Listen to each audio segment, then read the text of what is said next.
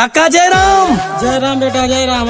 और काका का हाल है? बस बढ़िया है काका हो आपसे आना कहे कि चुनाव आवे वाला है, अब की राहुल प्रजापति बीडीसी लड़त है और उन्हें जितावे के जाने रहो। अरे वही लड़का। हाँ हाँ हाँ, अपन भाई हुआ, आपके छोट लड़का हो, वही जितावे के जाने रहो काका। बिल्कुल बिल्कुल वही का जितावे। दुखिया गरीबों के शान मेरे भैया, करते हैं सबका सम्मान मेरे भैया।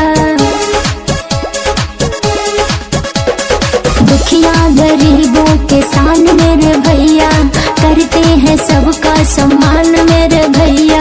भैया का झंडा लहराएंगे अब की, राहुल भाई को जिताएंगे अब की, बीडीसी अपना बनाएंगे अब की।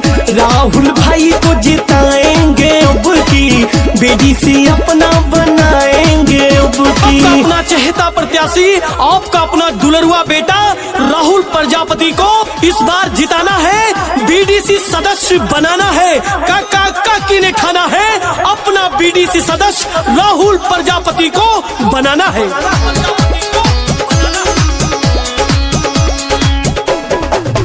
ये तो सबके चहेता है, दुआ हर कोई देता है। गाँव गाँव यही नारा लगे, देखो सुन के विरोधी भगे। धोखे में किसी के ना आएंगे अब के, राहुल भाई को जिताएंगे अब की, बीडीसी अपना बनाएंगे अब की। राहुल भाई को जिताएंगे अब की, बीडीसी अपना बनाएंगे अब की। राहुल प्रजापति का कहना है, वोट नहीं कर्ज मांगते हैं, वोट नहीं कर्ज मांगते हैं, ब्याज सहित लौटा देंगे। जहां आपका बहे पसीना, लहू अपना बहा देंगे, लहू अपना बहा देंगे। गाँव यही नारा लगे, नाम सबको ये प्यारा लगे।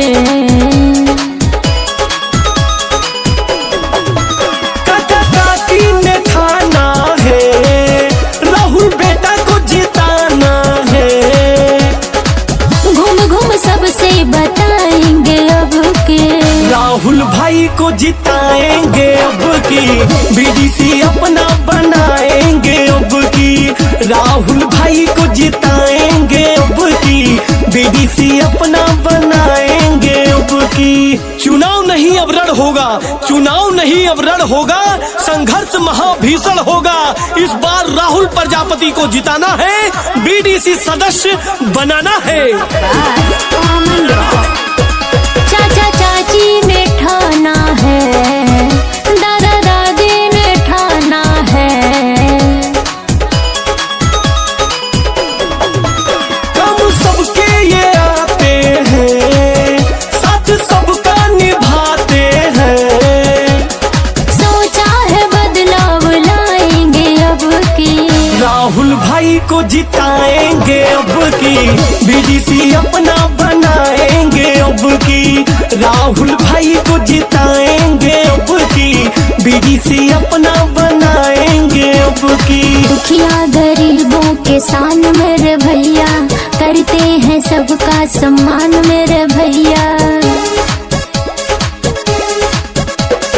दुखिया गरीबों के शान मेरे भैया, करते हैं सबका सम्मान मेरे भैया। भैया का झंडा लहराएंगे अब की, राहुल भाई को जिताएंगे अब की, बीडीसी अपना बनाएंगे अब